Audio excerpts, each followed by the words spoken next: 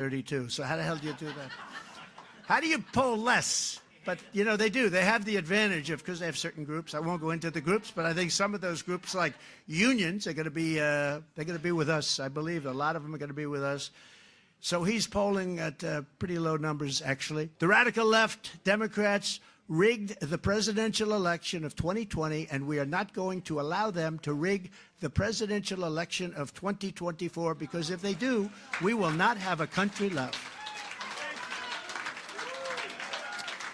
And, you know, I was thinking about the other day, I don't think I've said this before, I was thinking about this, if they didn't illegally mess with me, you've been watching it all this time, Russia, Russia, Russia hoax, all hoaxes, but if they didn't illegally mess with me, including spying on my campaign, changing election rules without approval by legislatures, stuffing ballot boxes, and then you had the intelligence agents falsely claiming that the laptop from hell was Russian disinformation. Turned out not to be.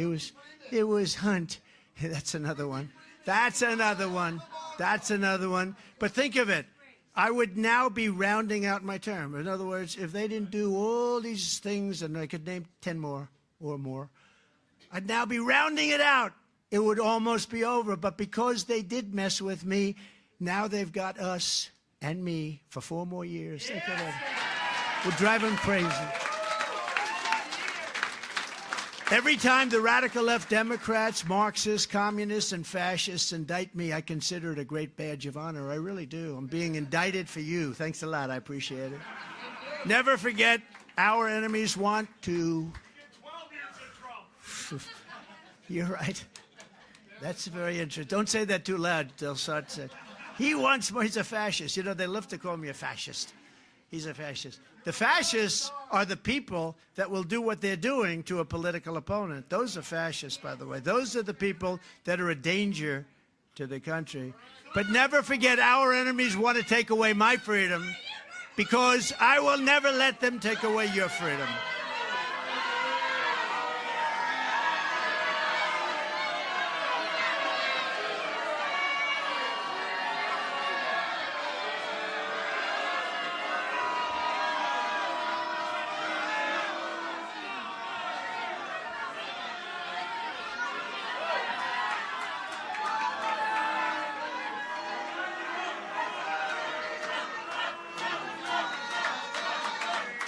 Thank you.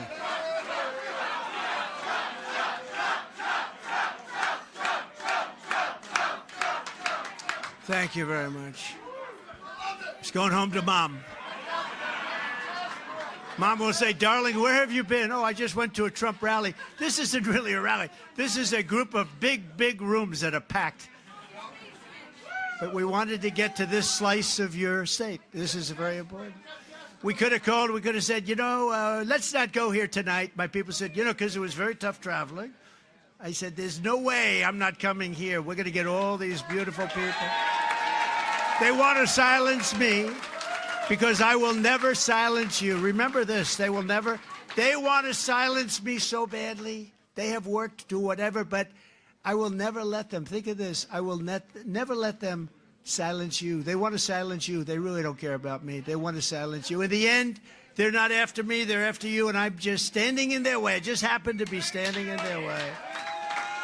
I want to, if I might for a second, we have incredible patriots. We have great people in the party, and you have great people in the other party, too. Not too many of them.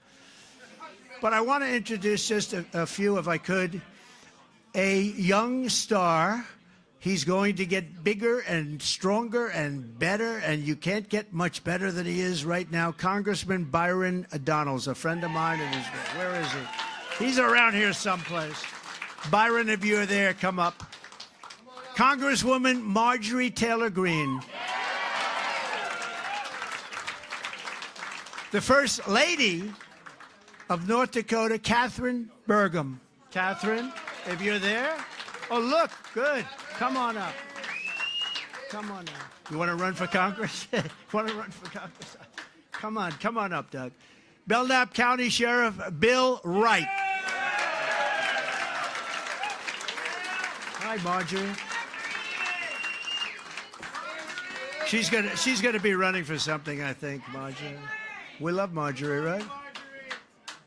Where is the sheriff? He's around here. He's coming in. Belknap County Commissioner Peter Spanos. A very, very good friend of mine who is very powerful, actually, and he loves this state. I said, would you ever think of moving? I would never leave here. He loves it. Corey Lewandowski. He wouldn't leave.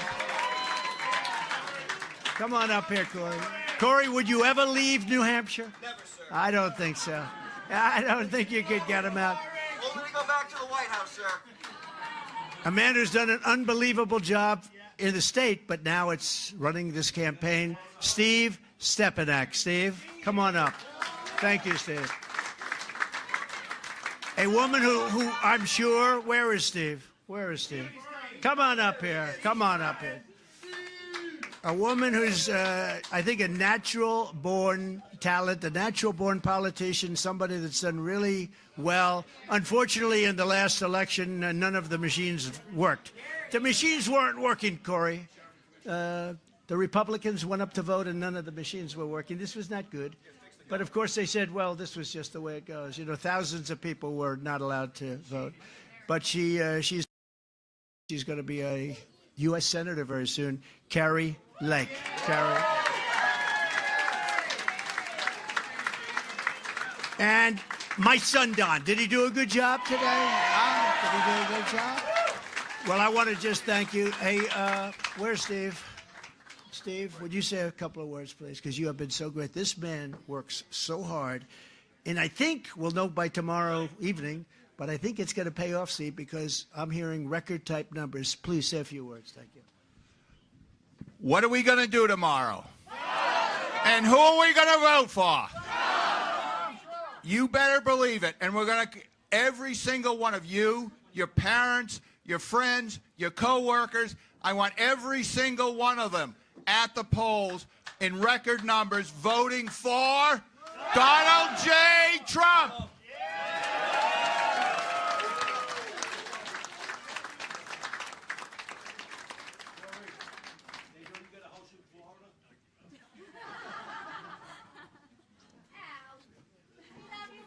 Thank you very much. Thank you.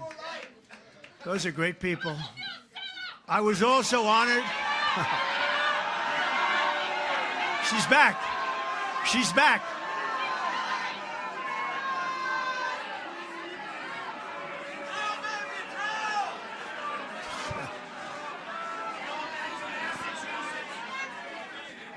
Thank you very much. Thank you very much. That's beautiful. I was also honored. This is very important because I was also, she's going home now. Where have you been, darling? You know, we don't have that like we used to. We used to have it all the time.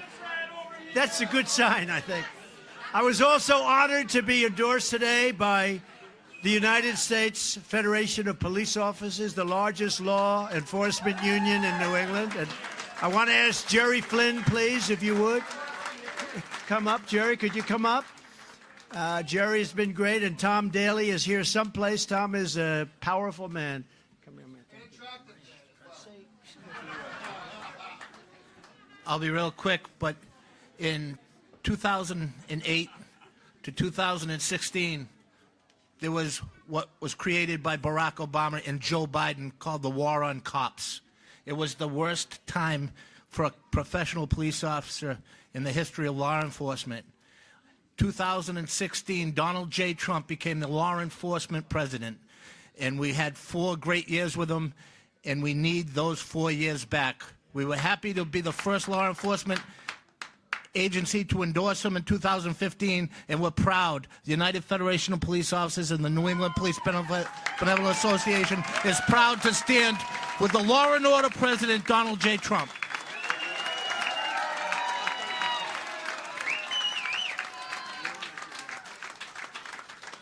What a group of great people, and we are respecting our police, our law enforcement people. They keep us safe, and they've done a great job. They've been told not to, in many cases, do a great job, but they're going to start doing. We're going to give them indemnification so they don't have problems when they get a little bit tougher than some people would think is necessary. It's got to be necessary. You got to You got to stop crime in these cities, these Democrat-run cities. It's just horrible what's happening. Today, we're also very grateful to be endorsed by one of the nation's largest Catholic advocacy groups, Catholic Vote. It's called Catholic Vote. And I just want to thank them. They are incredible. I don't know what it is with Catholics, but the FBI is going after Catholics. Why would any Catholic vote for a Democrat? You too? Anybody, any Catholic being harassed? No, why would a Catholic, think of it, what they're doing. I hear stories that are just horrible. Why would a Catholic be voting for Biden or a Democrat? Doesn't make sense. It's horrible. What they're doing is horrible. From the very first day that we take back the White House, Crooked Joe Biden and his radical band of lunatics, I believe we're going to have our 4 greatest years in the history of our country. I believe that. And I don't know if you noticed when we won Iowa last week by record numbers, did you see there was a little accident that happened in Asia? China crashed. Did you see that? Their stock market crashed when we won. Well, now, we want everybody to do well. We want them to do well, too. But it's sort of an interesting thing.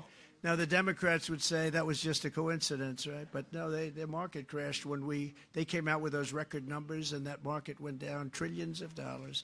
The next Trump economic boom will begin on November 5th, 2024. It's going to be a boom like no other. And you know, the stock market is going good. You know why because the economy is horrible except for the stock market, because everyone thinks we're going to get elected, and that's why they're doing it. These are very smart investors. If they see a bad poll, you're going to see some bad numbers. Or if you see a bad result tomorrow, you're going to see some very bad numbers. But they're running on the fumes of what we did in every way, including oil. We produced things that nobody ever thought possible. But the day after the election, they're going to turn it all off. You watch. But the stock market's running on fumes, and the stock market, literally, every single time you see good polls coming out from that, stock market goes crazy. So I want to just congratulate all of you investors, but you better hope I win, because otherwise you're going to be in 1929 territory, in my opinion. And we're going to bring America together through success. You know, we're going to bring the country together through success. Success is going to be the way it happens. That was happening until COVID came in, a couple of years, 2.5 years. We had the greatest, and even after, I mean, you look at the numbers, we had the greatest numbers in history for those 4 years. But until COVID came in, nobody's ever seen anything like it. Better than any country at any time, ever. And I'll tell you, people were coming up to me, the people that you would least suspect, and they were coming up and they wanted to talk turkey. People that we weren't talking to too much, because everybody was doing better. Every single group, rich people, poor people, but especially poor people, actually proportionally worked the best for poor people. But people with diplomas from the best colleges and schools, and people with no diploma, women, everybody, Asian Americans were doing unbelievable. Hispanic Americans were doing unbelievable. African Americans were doing, everybody was doing, and people were talking, and it was success. And when they ask me, can we ever bring our country together? I say, yes, we can, with success. We get that success back, and we're going to be bringing our country together like you wouldn't believe it actually could. Even me, I was so surprised. I was getting calls from people that you would not suspect would be calling. And everybody got a piece of that action, and it was a beautiful thing to see. We had gas prices at $1.87 a gallon with no inflation. We didn't have inflation wiping you out. Inflation is called a country buster. It busts countries. It breaks up countries. Together, we ended the NAFTA disaster, the worst trade deal ever made, and replaced it with a brand new USMCA, that's Mexico and Canada, the best single trade deal ever made in our country. And we know it's good because Mexico and Canada are trying to renegotiate the deal. And they shouldn't be doing that, Joe. You shouldn't do it, because we had to suffer with NAFTA for years. I took on communist China like no administration in history, bringing in hundreds of billions of dollars, pouring right into our treasury, when no other president had gotten even literally 10 cents out of China. Nobody even tried. We took in hundreds of billions of dollars. I gave $28 billion directly to the farmers. And in your case, we gave it also to the New England lobstermen and fishermen. Any fishermen here? You know, Biden wants to put a license fee on fishermen. Can you imagine? I hear it's $700 a day, and I know nothing about fishing and costs, but I know that $700 a day, that's a lot of fish. They want to put on a $700 fee. They're going to do that. When Joe Biden, I'll get rid of it my first day, okay? I'll get rid of it. When Joe Biden took office, he immediately canceled the Keystone XL pipeline that I had approved. I proved it. It was all being built.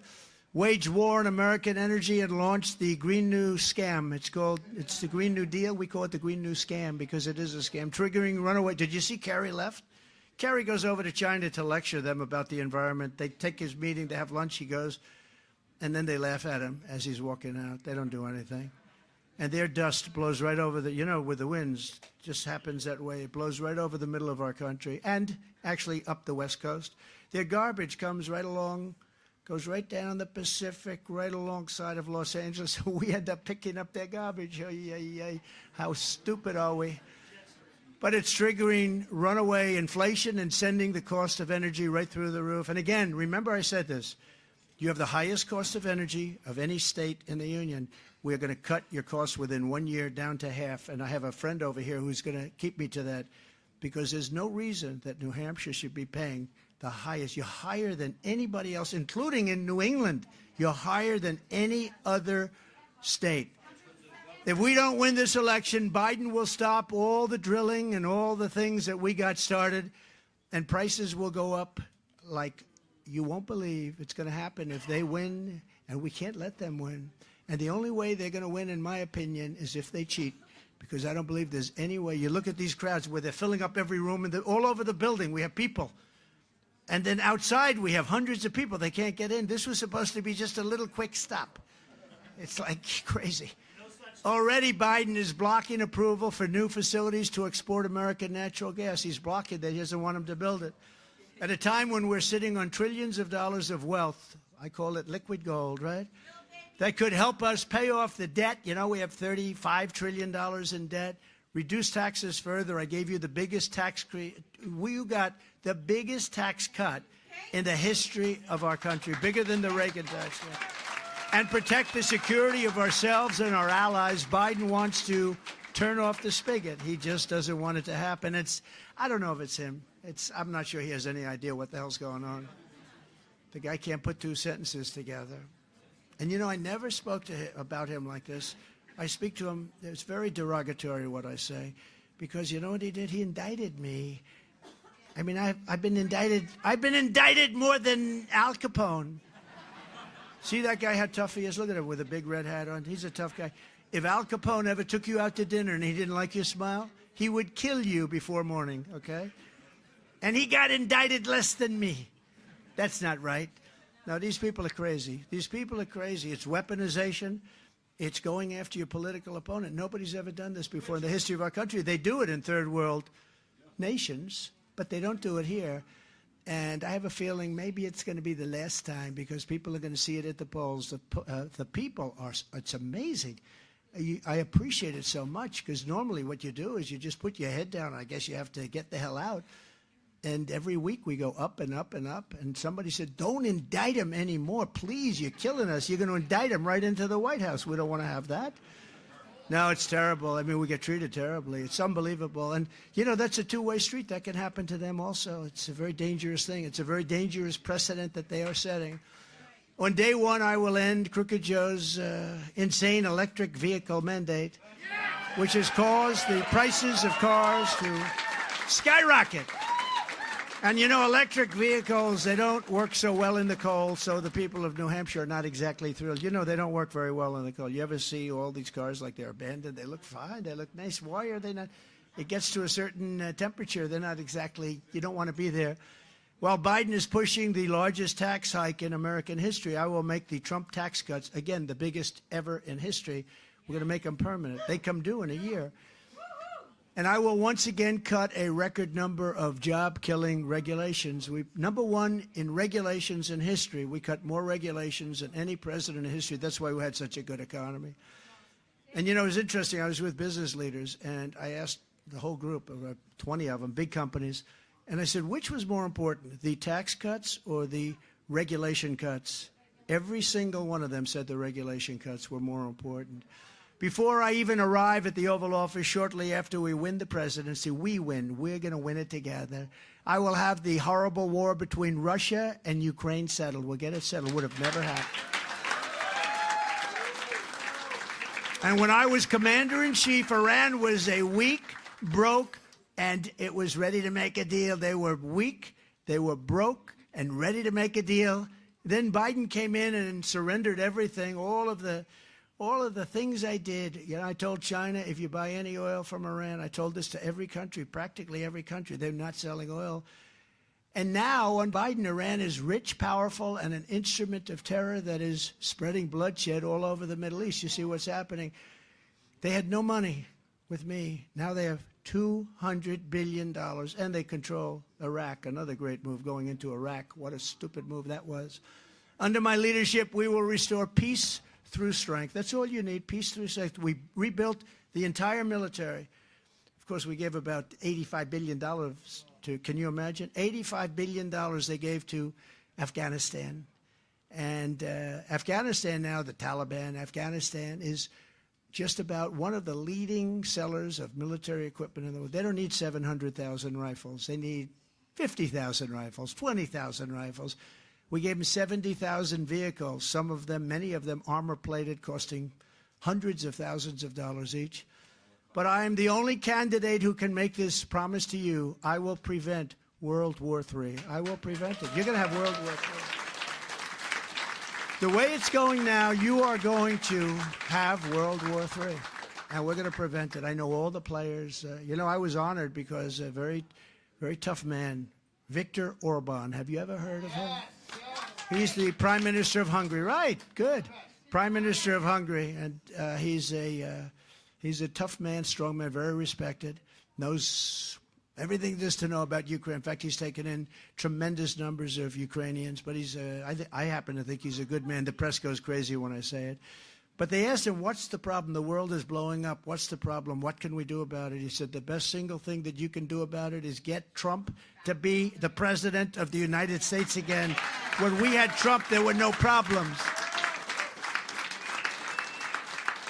He used a word I don't like using because I can't say it myself. He said, China feared him. Russia feared him. Everybody feared him, and we had no problems. And it's absolutely true. We had no problems. And now you look, everything's blowing up. It's war.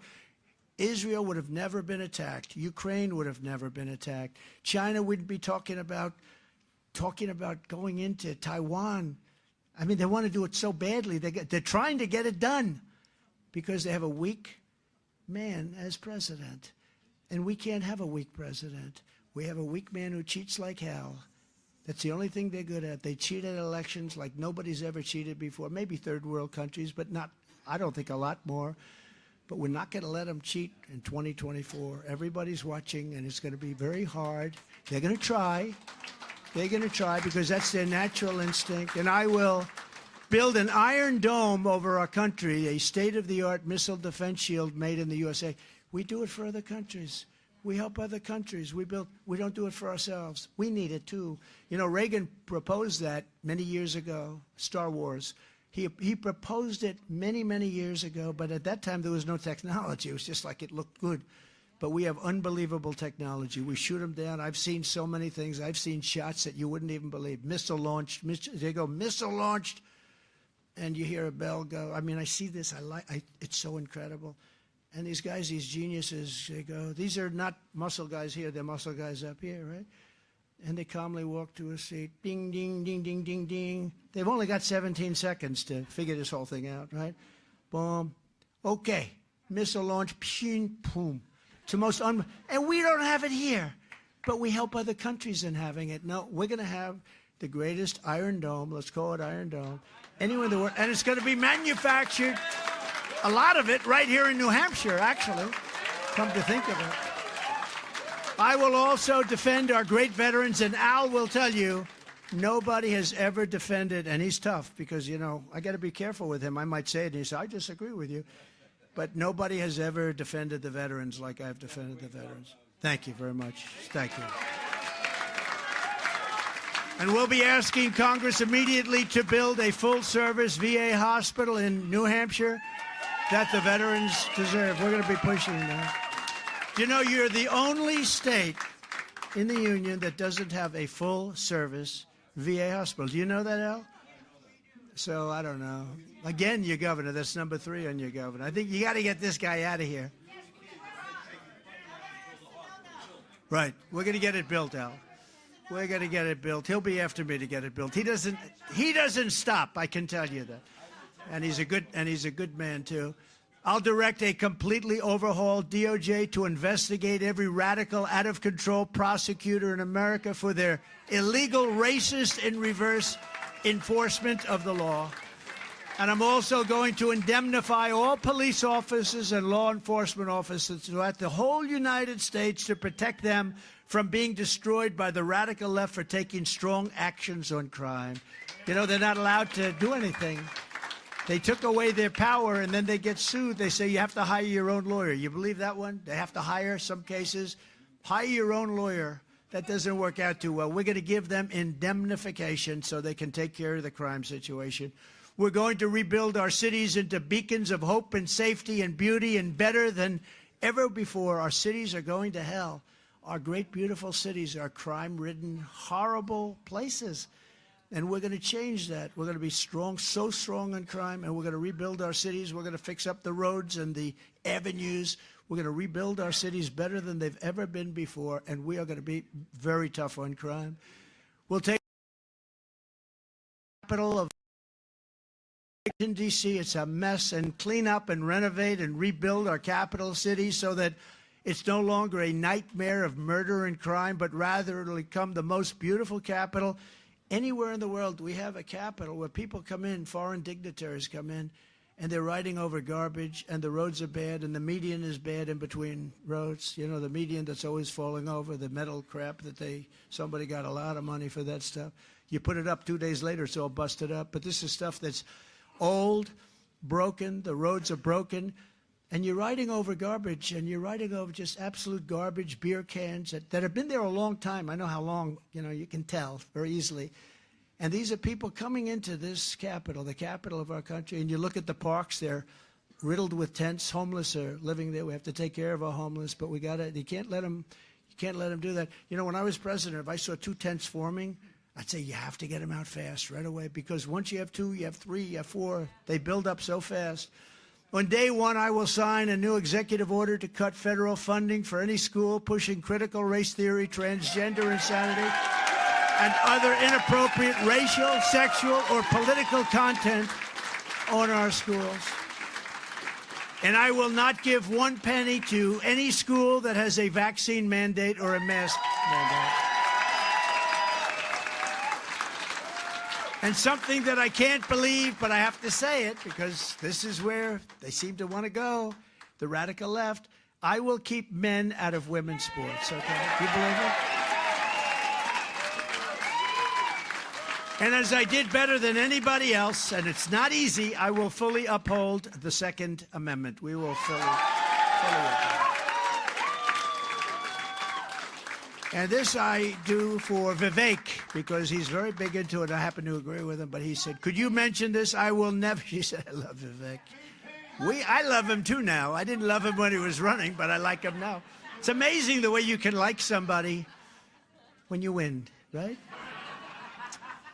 But Vivek is great. He's really great. But he wanted this, and I'll give him full credit for it. It's very important, actually. I will never allow the creation of a central bank digital currency.